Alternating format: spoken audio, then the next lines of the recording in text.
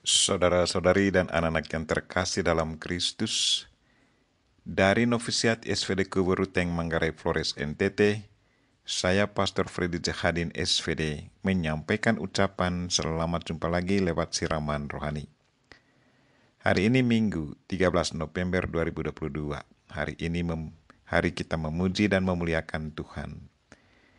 Injil hari ini diambil dari Lukas bab 21 ayat 5 sampai 19. Kita diingatkan bahwa kalau kita tetap bertahan dalam iman, kita akan memperoleh hidup kekal. Marilah kita berdoa memohon penerangan Roh Kudus. Dalam nama Bapa dan Putra dan Roh Kudus, amin. Tuhan dan Allah kami, puji dan syukur kami haturkan kepadamu karena Engkau mengingatkan kami untuk selalu tekun dalam iman dan tetap berharap bahwa sesudah melewati semua tantangan hidup, entah dari luar maupun dari dalam diri kami sendiri, kami akan selalu alami kebahagiaan. Tuhan, bantulah kami, berilah kami ketabahan dan kekuatan dikala kami ditantang demi iman. Bersamamu kami yakin bahwa kami akan selamat dan hidup. Tuhan, utuslah Roh Kudus-Mu, terangilah pikiran dan hati kami, agar sabda-Mu yang akan kami dengar dapat kami pahami dengan baik. Dan isi pesan-Mu dapat kami hayati dan amalkan dalam hidup harian kami. Doa ini kami sampaikan dengan perantaran Kristus Tuhan kami. Amin. Tuhan bersamamu dan bersama rohmu. Inilah Injil Yesus Kristus menurut Lukas. Dimuliakanlah Tuhan. Sekali peristiwa ketika beberapa orang berbicara tentang bait Allah dan mengagumi bangunan yang dihiasi dengan batu yang indah-indah dan dengan berbagai barang persembahan, berkatalah Yesus, akan datang harinya segala yang kamu lihat di situ diruntuhkan, dan tidak akan ada satu batu pun dibiarkan terletak di atas batu yang lain. Lalu murid-murid bertanya kepada Yesus, Guru, kapan itu akan terjadi? Apa tandanya kalau itu akan terjadi? Jawab Yesus, waspadalah, jangan sampai kamu disesatkan. Sebab banyak orang akan datang dengan memakai namaku dan berkata, akulah dia, dan saatnya sudah dekat. Janganlah kamu mengikuti mereka. Apabila kamu mendengar tentang peperangan dan pemberontakan, janganlah kamu takut, sebab semuanya itu harus terjadi dahulu. Tetapi itu tidak berarti kesudahannya akan datang segera. Kemudian Yesus berkata kepada mereka, bangsa akan bangkit melawan bangsa, dan kerajaan melawan kerajaan. Akan terjadi gempa bumi yang dahsyat, dan di berbagai tempat akan ada penyakit sampar dan kelaparan. Dan akan terjadi juga hal-hal yang menakutkan dan tanda-tanda yang dahsyat dari langit. Tetapi sebelum semuanya itu, kamu akan ditangkap dan dianiaya.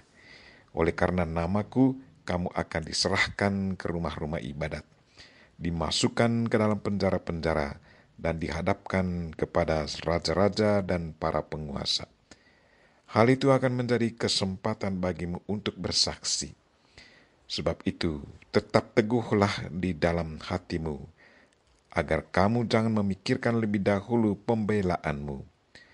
Aku sendirilah yang akan memberi kamu kata-kata hikmat, sehingga kamu tidak dapat ditentang atau dibantah lawan-lawanmu. Kamu akan diserahkan juga oleh orang tuamu, saudara-saudaramu, kaum keluargamu, dan sahabat-sahabatmu.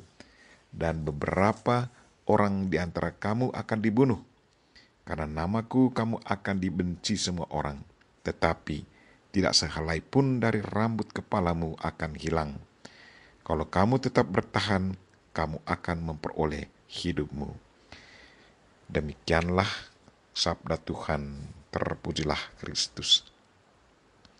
Saudara-saudari dan anak-anak yang terkasih dalam Kristus, tema renungan kita hari ini ialah, kalau kita tetap bertahan dalam iman, kita akan memperoleh hidup kekal.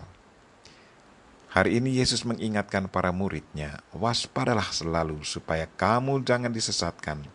Sebab banyak orang akan datang memakai namaku dan berkata, akulah dia, dan saatnya sudah dekat.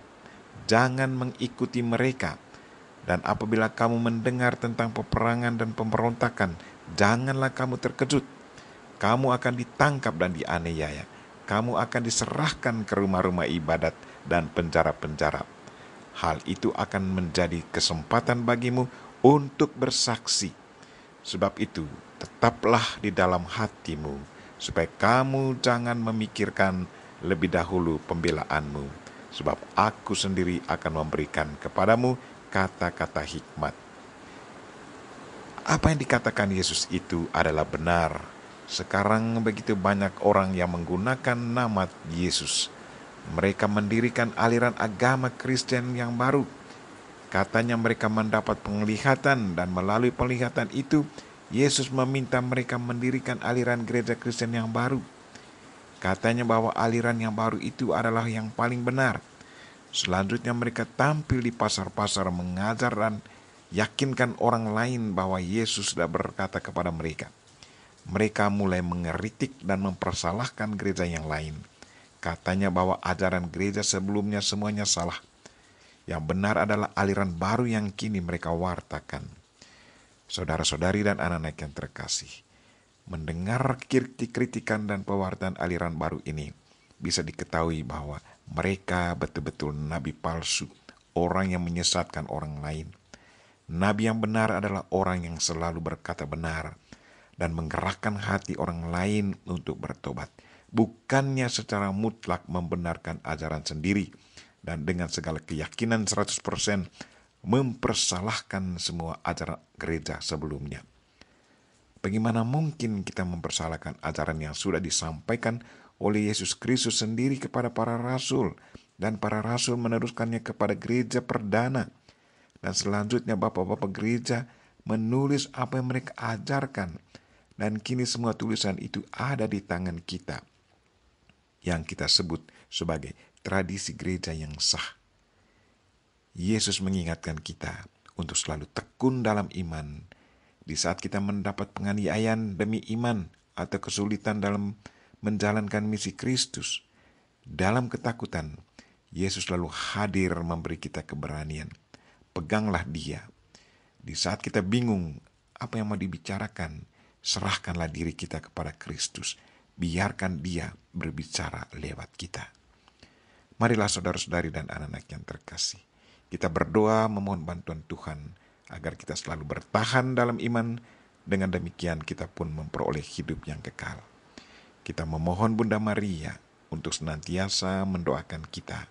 Amin. Marilah kita mohon berkat Tuhan. Tuhan bersamamu dan bersama rohmu.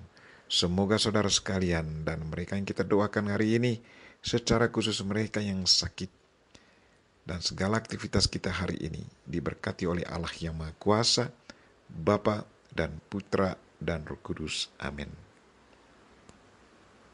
Terima kasih sudah nonton. Jangan lupa like, subscribe, dan share ya.